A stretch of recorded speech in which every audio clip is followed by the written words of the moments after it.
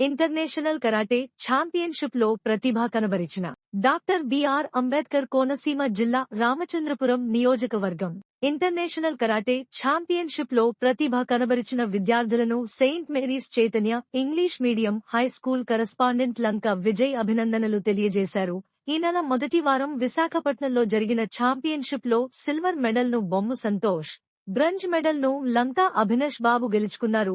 ఈ సందర్భంగా school correspondent మరియు ప్రధానోపాధ్యాయురాలు లంక సుజాత కుమారి అభినందించారు.